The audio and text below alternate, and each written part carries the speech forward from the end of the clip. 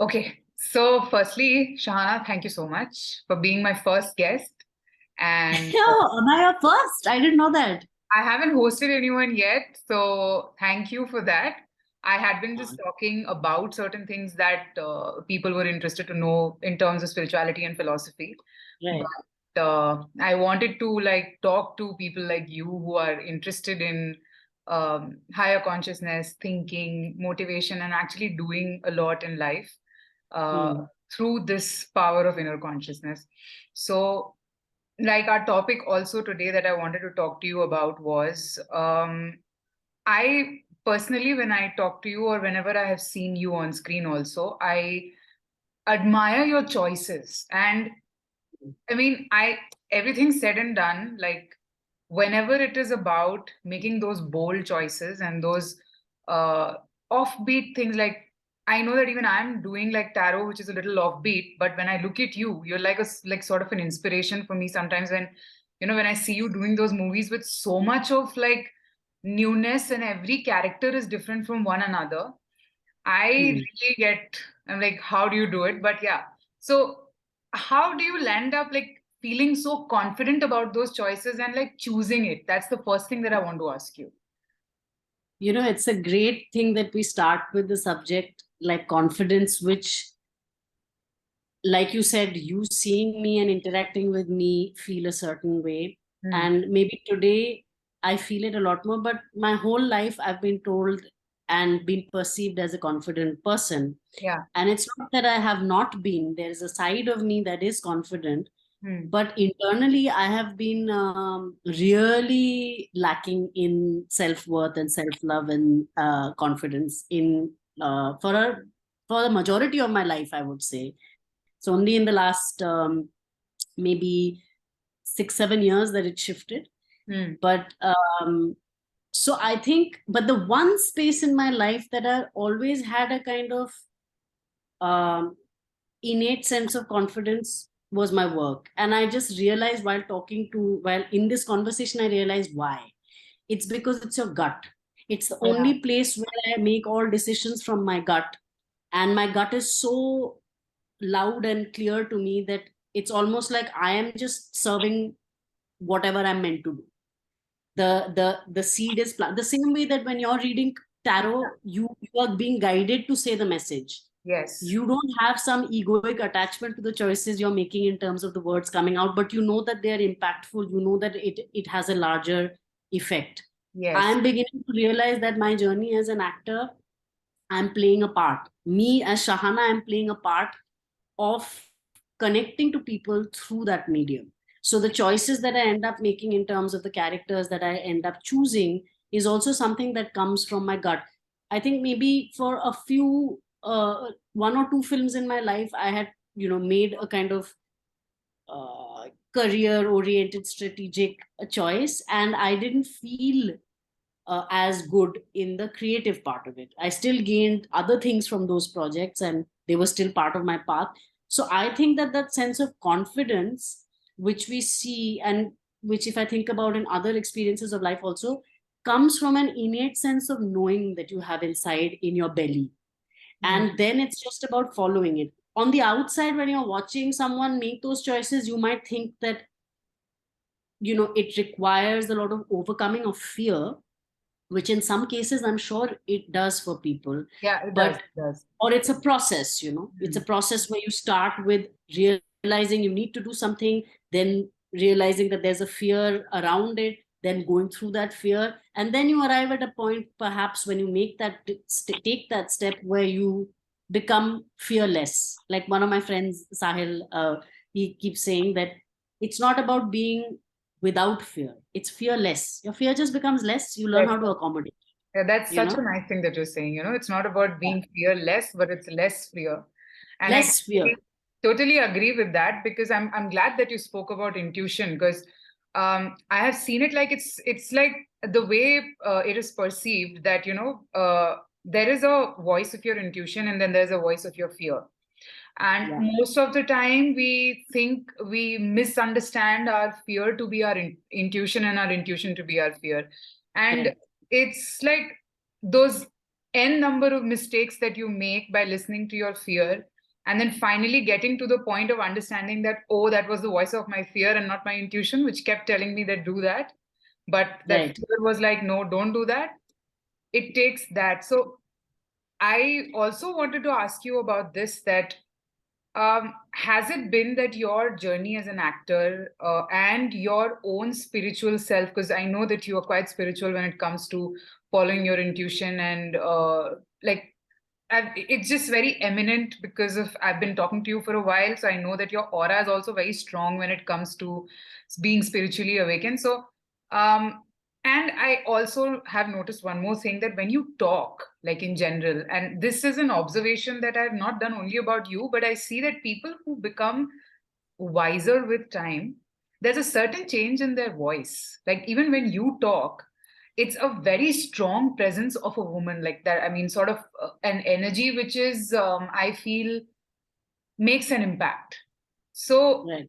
that shows up in your roles also. So I wanted to understand that, has your spiritual journey and your journey in the movies, have are they like walking hand in hand, or how does it work? Like, because for me, because I've never had this chance to speak to someone about this. So for me, a lot of my personal life gets involved in my work. Like there are certain Absolutely. epiphanies that I have in my personal life, and I land up doing that at my workplace also. And I just don't sometimes understand that, how do the two come Link. together? So I wanted Yeah. to know your opinion on that. Like, is it like for you as well? Does it work like that? Absolutely, because I don't think that we can be separate. I mean, the your outward behavior and reactions and responses might be different in between your private and personal, but any kind of internal growth, shift, change happening will definitely influence the way you interact with the world outside you. Yeah, So whether it's your interpersonal relationships, whether it's your workspace, whether it's the people you pass by on the road, all of it. yeah, So in that sense, and especially then if your line of work is to do with emotions, creativity, intuition in some way, like it is for you in one different way and for me in a in a different way, different but way, yes. But you know I but see it's that there. similarity, which is why. So it's the same way that for you, perhaps a lot of times when you're reading for clients, there's a lot of messaging that comes in for you Yeah. through that, as or Hmm. in your telling or guidance to someone else, it's resolving some karma, some element in you. Similarly, for me, when I'm playing a character, I am catharsizing. I don't think that word exists, but there's a lot of catharsis of emotional aspects of not just ourselves. I think we also, as people, see, when you start to understand the link between everybody in the universe, we are also channelizing universal energy. So Yeah. sometimes, like, I feel when I'm playing a part, whether or not that is directly related to my life, I feel I am channeling that energy in the universal consciousness and trying to maybe heal and work through that. Just Hmm. as it happens, I'm sure, even when we're doing our own healing, you Yeah. feel that you have a lot of energy of other people or something that doesn't feel like your own, it doesn't feel personal, but it's come into you to heal. Yes, So, it does. so in that sense, I feel like my roles have, or my work really brings that out. The other aspect of uh, work is the spiritual and the work part is, I have noticed that from the time I've become more present, more aware, more, which is basically what the idea of spirituality is, to just be more tuned in. Yes. That has actually changed the way I act, because now my emphasis is on being present. It's not so much about the homework, the planning, the strategizing. There is a larger sense of surrender, but there is a larger sense of responsibility to be absolutely present when you're acting, and that only that can bring authenticity to what you're doing, because you have to be in that moment truly for that moment. You have to become that character for that moment, and Hmm. that will entail everything that I am, that all the energies around me are, that universe in that moment is creating, which I cannot predict one day before either. I can't sit in my room and prepare and come and become someone. I have to be that person in that moment, then and there. And that's a tough thing to do as an actor, especially as an actor in film, because you're doing take after take, which kind of, there is a system that makes it difficult for you to be in a flow, and yet it keeps reminding you to find a way to be present, because you have to make it genuine. Whether you do cut take, oh light ho raha hai, garmi hai, ye hai wo hai, you still have to you still have to make it seem seamless, you know. Mm. And the only way to do that, I've realized, for me, is to just cut all the BS and just make yourself completely present. And that is a practice that comes from the spirituality, that comes from the meditation, that comes from sitting with yourself, that comes with.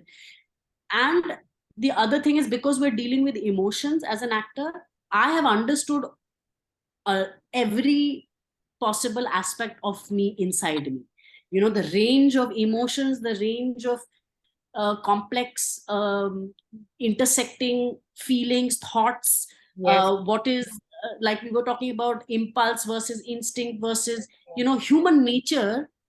Sitting with yourself in a very honest way brings that out, which again to me is, you know, one of the key aspects of spirituality, is to be able to watch yourself lovingly, consciously, as a study almost, you know. Absolutely. This I totally agree. And since our audience that we have, like most of the time, the question is one, there is a fear to sit with yourself because there's so much of Of emotions running course. high.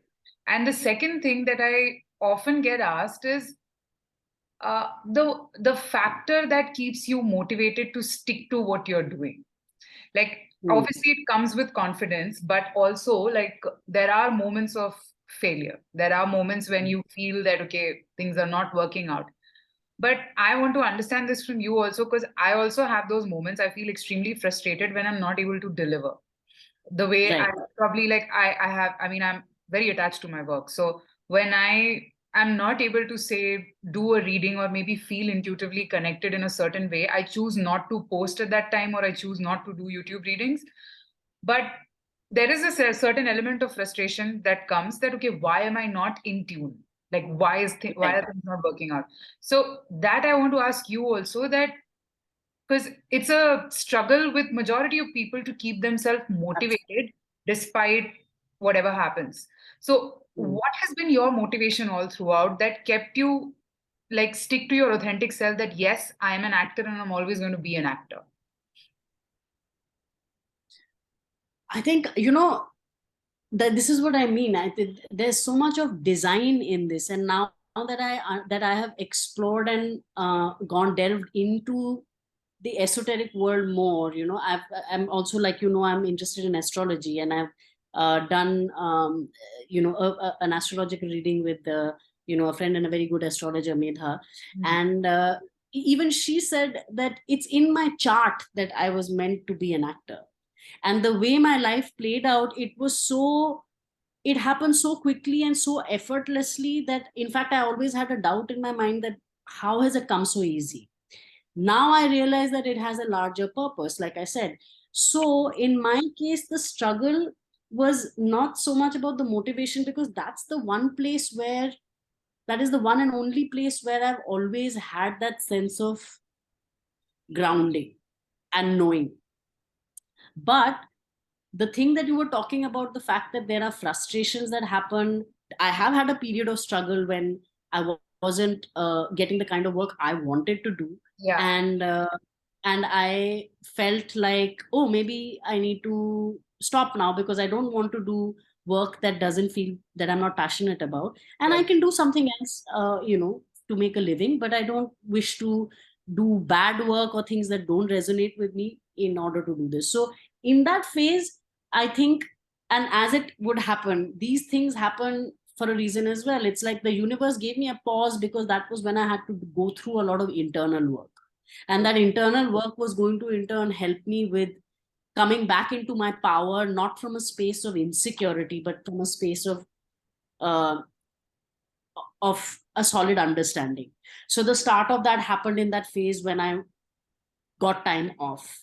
Hmm. Now, like I said, so for me, I think the thing that keeps, you know, keeps me motivated to to keep at it even when there is failure is that my perception of failure is different now. That's not to say that I don't fall into the same trap of feeling I'm always wanting to be the best at everything for myself, not better than others. Yeah. But I want to be the best daughter, I want to be the best friend, I want to be the best actor, I want to be the best team worker, I want to be the best employer, I want to be the best employee. I mean, there's this notion that we all have, and I have to match up to all of it, not just material, emotional, spiritual, everything, right? Everything. Yes.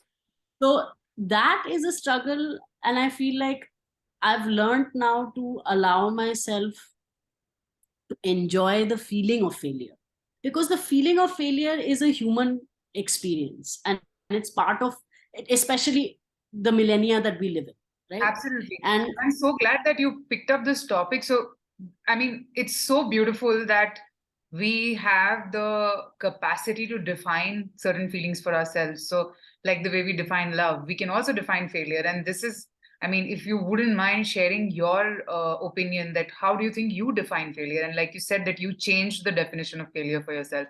And I think the definitions of everything keep changing if we allow it. And the problems, I feel, are the definitions.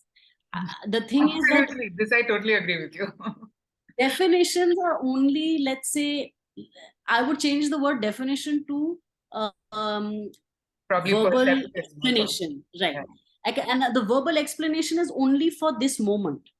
Literally the next minute it could change. So, but if I define it, then I feel the need to comply to it. Absolutely. But rather than being in a flow, and that's something also that I learned a lot in the last 3-4 years, that these things end up restricting us, so even when it comes to love, when it comes to like I asked myself a simple question. When somebody asks you, how do you like your tea or coffee, we have a fixed answer. But why? Do you ask yourself that question in that moment every day? How do you wish to have that tea or coffee today in this moment? Maybe someday you want it with milk and sugar and adrak. Maybe someday you want it with nimbu and with no Yeah. milk And and that no happens sugar. very, Maybe very someday, often. Sometimes you want it absolutely milky. but Sometimes we don't, because we've decided that making templates makes our life easier. It doesn't. It actually makes our life harder, because making decisions in the moment is a lot easier if you allow it, than deciding what you need to do and then feeling the frustration that it's not working. yeah, that's true. Right? So part of what we were talking about, frustrations ends up coming from an idea of defining. So even this thing of failure, I think what's happened now is and what I encourage and try to tell anybody that I interact with, and keep reminding myself also, is that whatever emotion we end up feeling, feel it. The feeling is not wrong. The over identification with it, or the aspect where you start defining your story based on it, or making it your narrative, that is the problem. The feeling of a feeling is a great way of learning new vocabulary. It's a great way of understanding a storyline. It's a great way of understanding character or the human experience, So if we allow ourselves to feel the rage, feel the anger, feel the frustration, feel the jealousy, feel the competitiveness, feel the sense of evil, if you feel whatever you may define it as, feel it. It'll pass. Feel the sense of doom, and then you can actually start enjoying it. And this again is something I feel as an actor it has helped, because as an actor I'm allowed to play with emotions. I can delve deep into something, but know that I'm going to come out of it because, oh, this is just Shahana playing a part. But now I've realized, but Shahana itself is a part. So let me enjoy playing all the emotions of Shahana as well, along with all the characters Shahana chooses to play in her life, along with all the characters Shahana chooses to play in films. So much variety I have to explore emotions and, human experience. True. That's actually a very valid point, that defining things and setting a template some can like can what like I mean actually restricts us. And this is another struggle that I see with the audience that is probably hearing us right now. Because I've had these notes from people that, I want to get married at a certain age, or, I am 30 and I'm not successful. And probably, like, again, the definition of success. So Exactly. that again comes back to square one where we just started, that, letting yourself just be and experiencing life as it comes to you is your life. Like, you can't, like, the moment we start comparing our life with someone else, I think that, okay, Yeah. that person got success at the age of 25, why am I not being able to do it? Right. That is what I think leads us towards a direction which is complicating our mind. Directionless.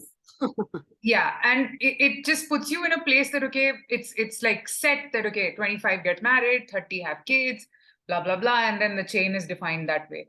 But what is your take on, like, I'm sure you must have also handled these pressures somewhere or the other.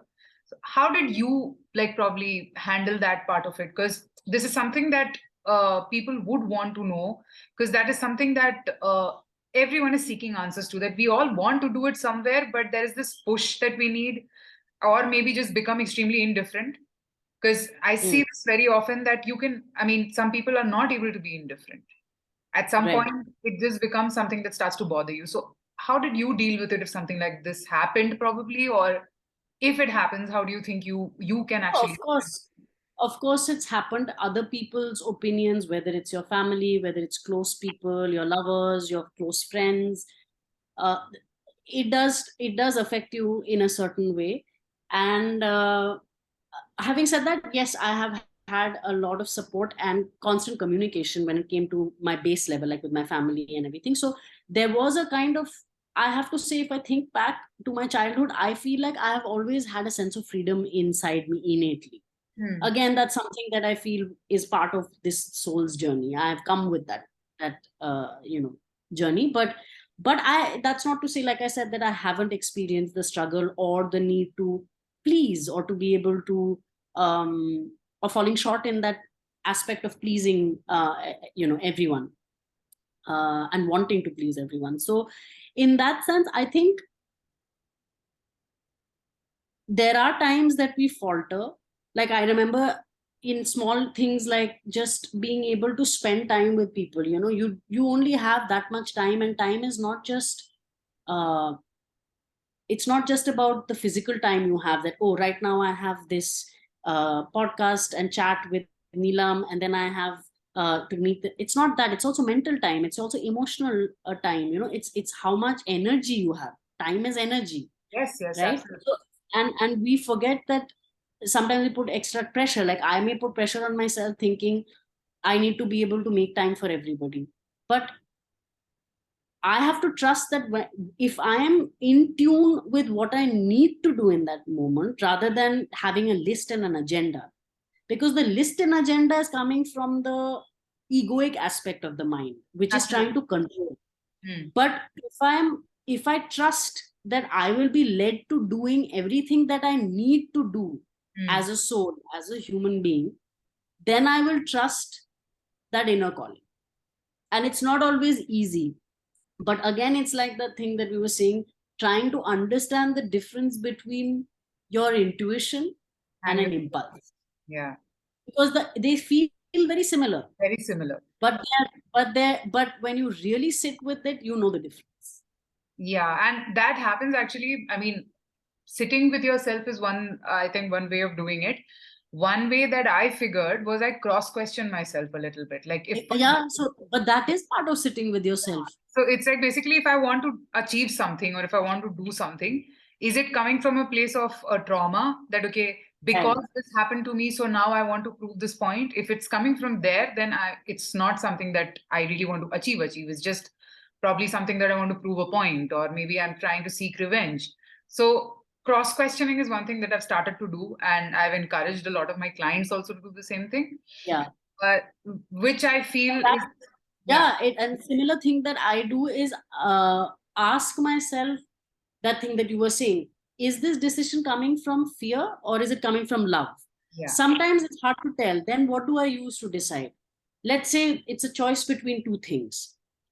When I'm asking myself, when I tell myself, okay, I'm going to go with choice A, and choice B is what I want to do, does going with choice A make me anxious? Like, is it making me my heart palpitate? Is it making me stressed out? That means that my choice of choice B is coming from fear. Because if it's coming from a calm space, then I'll be like, okay, if A also happens, it's fine, but I feel it should be B. That openness to life is your compass. Yes. The minute you start feeling restricted, that means it's fear, because that means you're scared of something that other's path is going to reveal to you. That's not to say you can't have a sureness, but that sureness comes from a calm place, not from your heart fluttering at the thought of having to do something. So that has become my indicator. I ask myself like that, like anything that I feel sure about, if I say, but if that were to not happen, and if you were to do this, how do you feel? And if I feel a flutter in my heart, I know that I'm avoiding something. Yeah. You know, I think that's wonderful. That's something that I've not thought of it in that way, but yeah, this gives me insight. You know, like it makes a lot of sense to me right now. So, I mean, at the end of it, I think all of it boils down to how much comfortable you are with yourself, also cross questioning yourself and just spending time so that, you understand your choices and you understand why you're doing what. So, one last thing I want to ask you is I know that you're very spiritual and it shows everywhere around you, your aura, your work. So, for our audience and in general, how do you think we can connect to our spirituality more strongly? And what is spirituality for you? I mean, if there's something that you've thought of.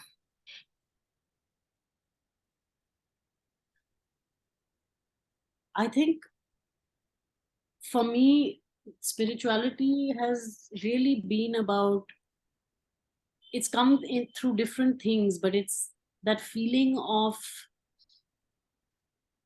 um, being connected in a way that feels heart filling. Yeah. It can bring you to a point of tears, or it can bring this glow and a smile on you, but the heart feels full. And that to me comes through various things. So it's always been there through nature, through certain spiritual spaces, through certain spiritual people. Certain people bring that energy in you. Certain acts like music, art, there are different things that have given me that feeling and that glimpse in different ways. Certain activities that are meditative, it could be something like exercise or running, or like I used to doodle when I was a kid, and I would do these very detailed, minute drawings, and that was my meditative state. So things like that, I think everybody will have to find what is their meditative state. But this notion that people have of alienating themselves from meditation is that I can't do it, it's not for me, I can't sit still in a place. That's not the only way to meditate. Meditation to me is finding that a certain sense of joy that is not defined by anybody or anything else. The moments that bring you joy in just the being of that moment, of experiencing something. It could be food, it could be eating something, it could be cooking something, it could be cleaning something. So for me, it's really about people not looking at it as something that is something that other people do. Everybody is a spiritual being, whether you like it or not. You just need to tap into how you access it, or how it becomes accessible to you more.